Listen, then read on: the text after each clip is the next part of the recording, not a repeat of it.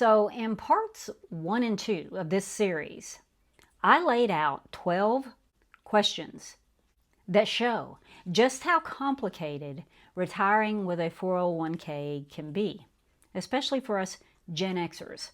In both parts, I broke down why living off a 401k isn't as easy as it appears to be.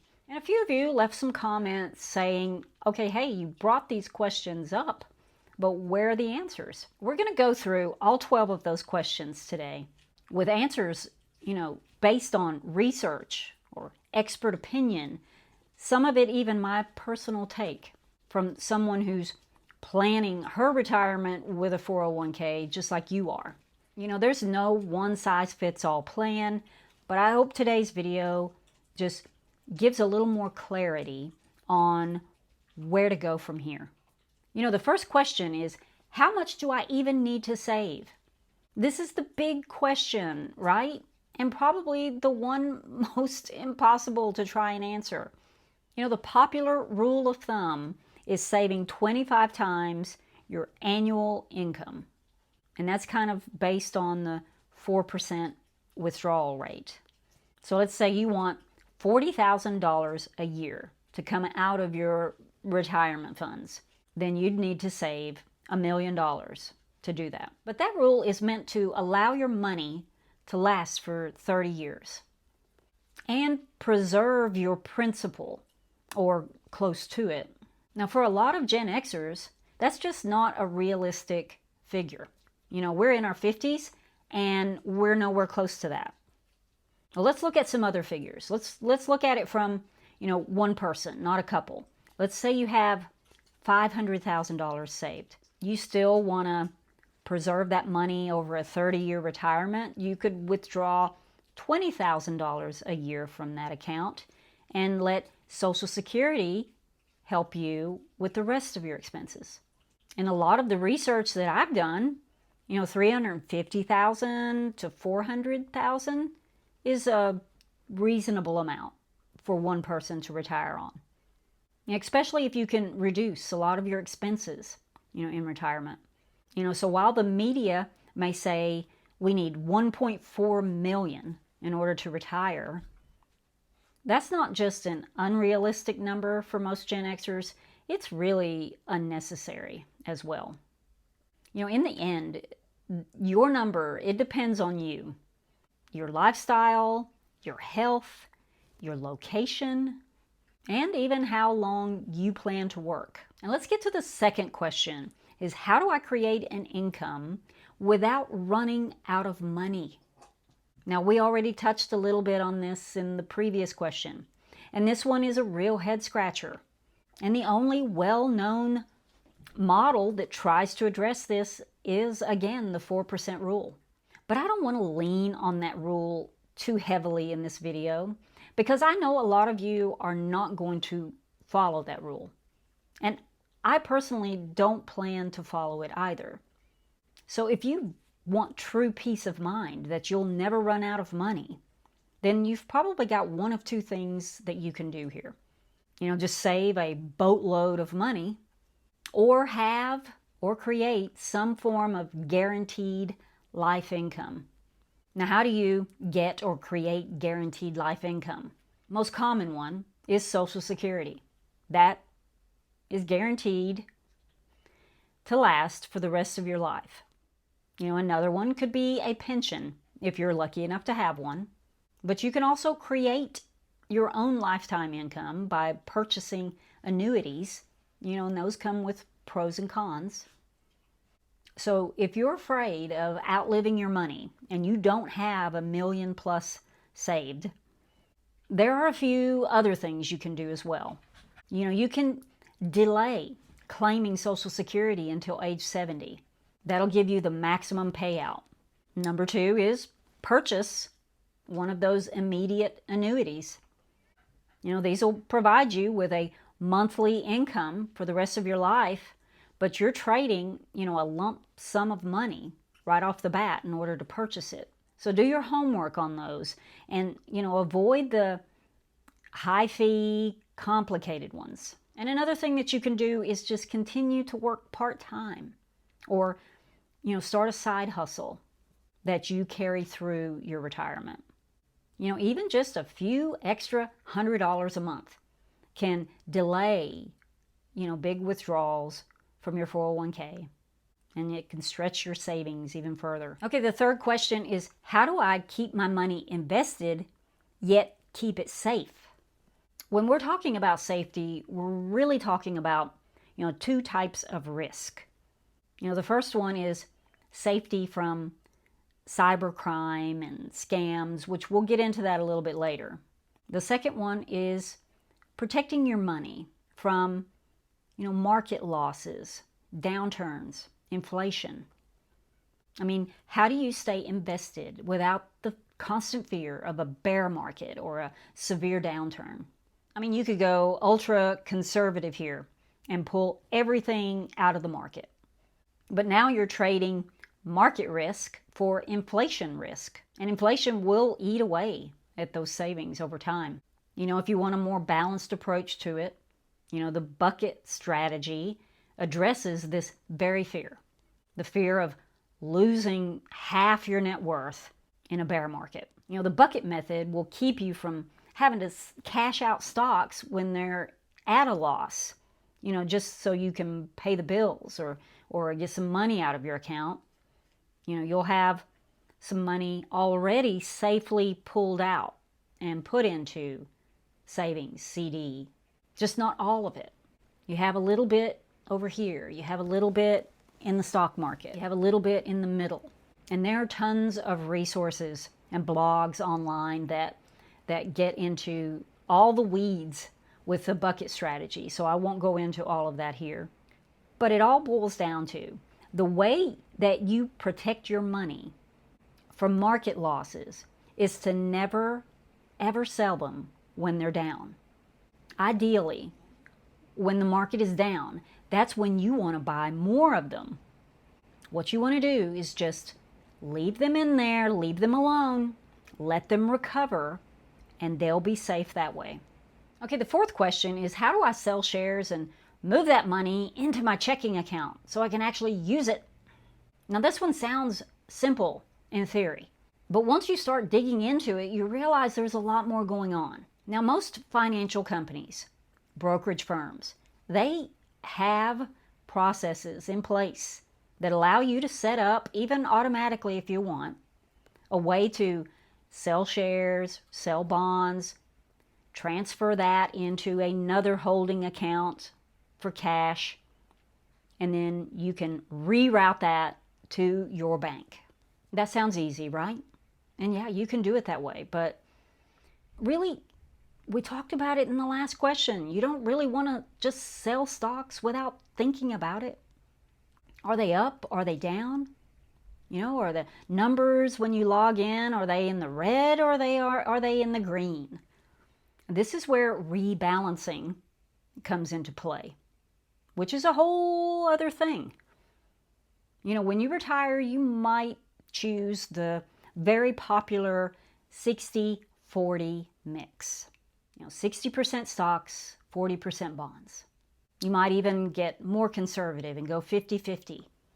Now, most of the time, you're going to want to sell from that bond mix to get cash out to spend for your expenses.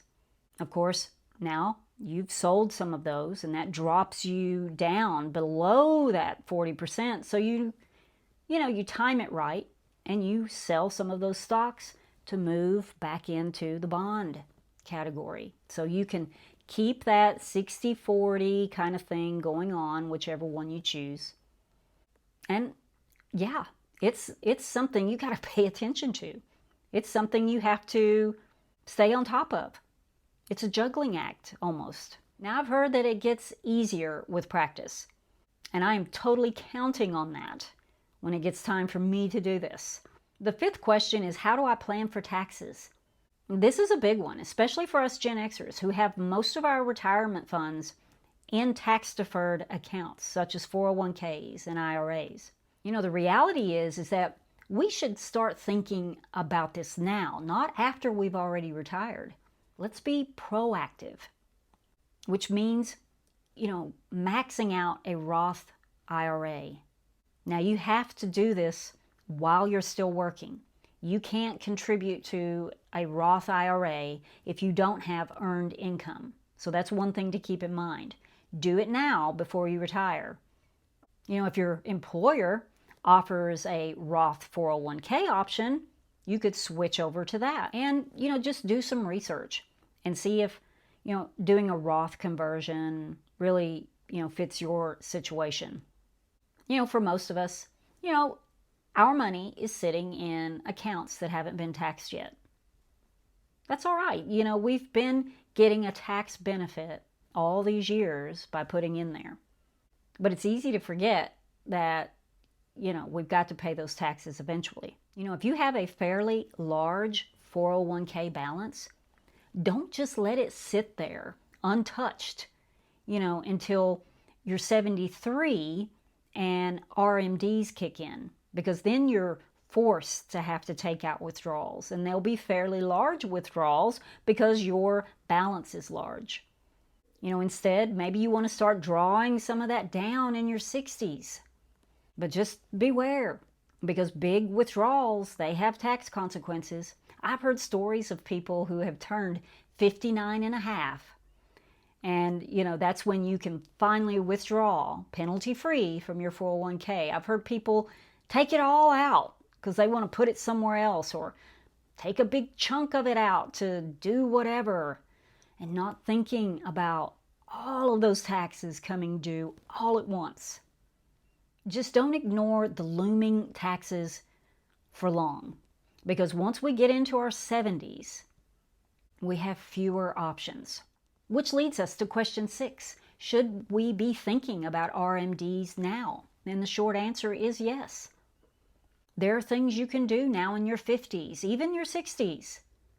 I've already mentioned those. Things you can do to soften the blow of those RMDs. But do your research. Even check with an advisor on this.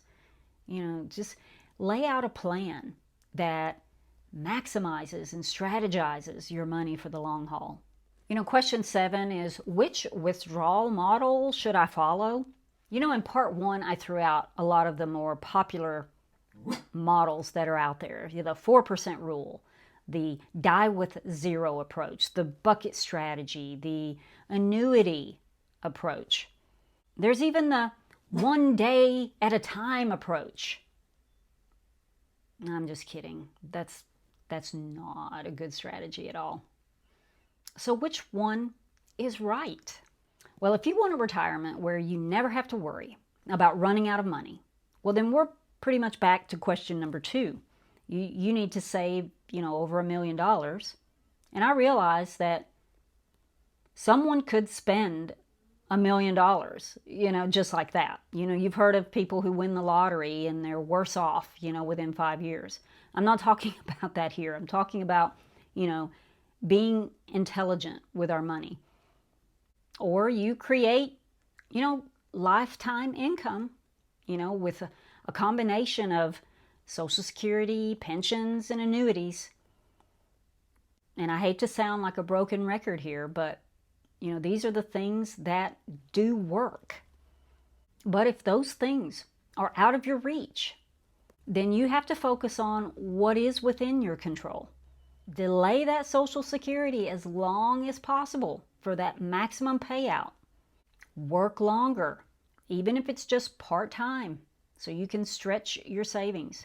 You got to structure your withdrawals around your expenses, not just theory or not just some amount that you've got in your head. I think there's a strategy out there for everyone, but every single one of them requires, self-discipline, a little administrative effort that's ongoing, and the ability to make some tough choices. No withdrawal model is perfect, even though it may look like it on paper. None of those are going to work if you don't keep your spending in check. And it won't work if you don't learn to manage your money. And question 8, am I emotionally ready to watch my balance decrease month after month? Now this one's more personal. This one's more emotional in nature.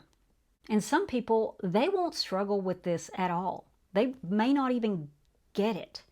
But many of us, we will struggle.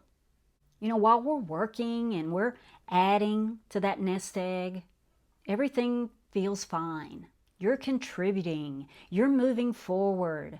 The number keeps growing. And that number gives you more and more confidence.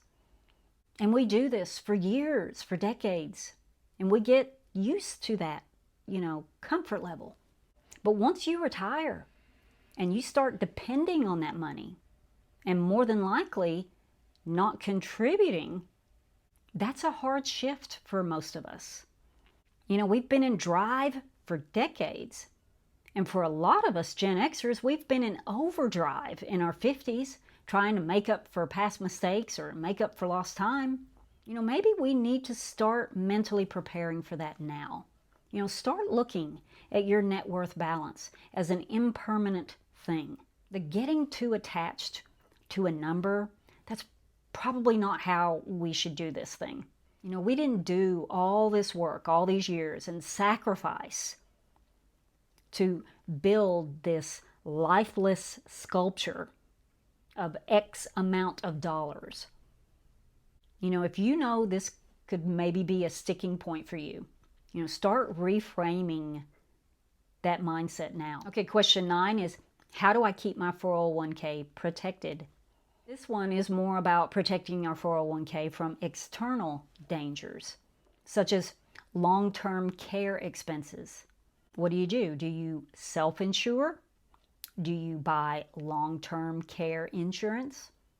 Or deplete all of your assets and just depend on Medicaid when the time comes?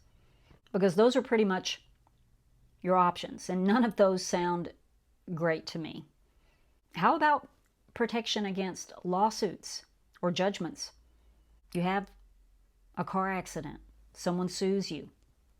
Don't think that your 401k is special and that it has protections, against lawsuits. Now, it does while you're still working for the company that administers your 401k, but once you retire, those protections go away. Now, the answer to this is to make sure all of your liability coverage, on your home, your car, make sure it exceeds your net worth. And you may need to get an umbrella policy in order to achieve that. How do you protect against scams and other cyber crimes? Now, I won't go into all of that here. I've already done a couple of videos on how to protect our financial life from these types of things. I'll be sure and link them in the description box. But I will say here that cybercrime is growing rapidly, and especially against retirees. And question 10 is, am I prepared to manage my own retirement income? You've been piloting this 401k journey all along, all these years.